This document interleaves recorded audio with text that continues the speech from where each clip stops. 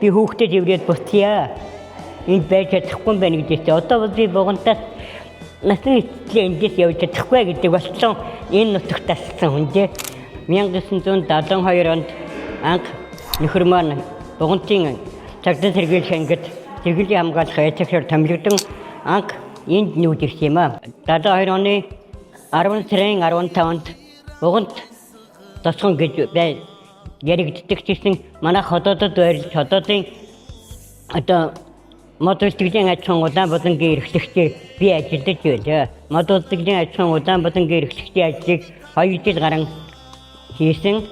Тэр 2 жил гарan ажиллах хугацаанд геном механик стамбгай галт цэвэрлэгч буюу дулам гэж хүн байсан.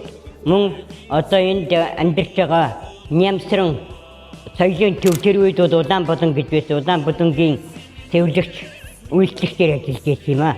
1974 оны 10 сарын 15-нд намайг захиргаан дээр дуудсан. Дуудаж очиход бол богонтод ахуй үйлчилгээний цэг байгуулах тохиолдод байна.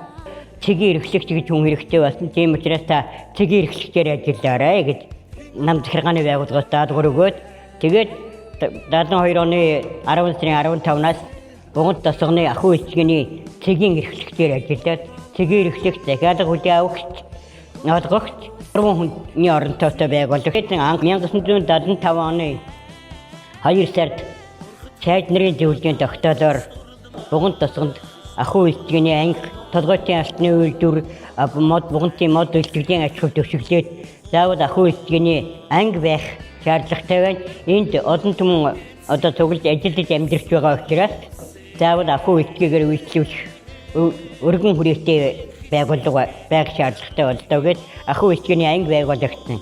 Тэгээ ахуй үйлчилгээний одоо ангичин дахиад цаашаа хүрээгээ төлөөд ахуй үйлчилгээний комбинат болтлоо өргөдсөн ч тийм ээ ахуй үйлчилгээ.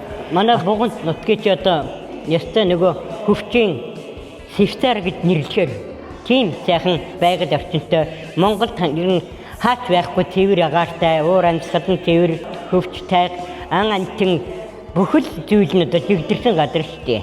1972 онд би анх шилжиж ирэхдээ ганцхан хүүхэдтэй энд ирчээд би хүүхдэд иврээд буцъя. Энд байж чадахгүй байна гэдэгт одоо бол би богонтаас насны эцэслээ эндээс явж чадахгүй гэдэг болсон энэ нутагт тассан хүн дээ.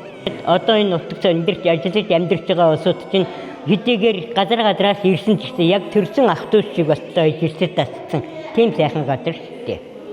Манай богонт нутаг бол үнэхээр хүний хайр татсан сайхан газар шүү дээ. Нийт богонтчуудаа одоо 100 жилийн баярын мэндийг хүргэе. Богонтчууд маань сайн сайхан амьдарч ажил амьдрал нь өөдрөг амжилт төтөөл нь нариван үр хүүхдүүд нь эрүүл зэрэг байх болтугай гэж өрөөё.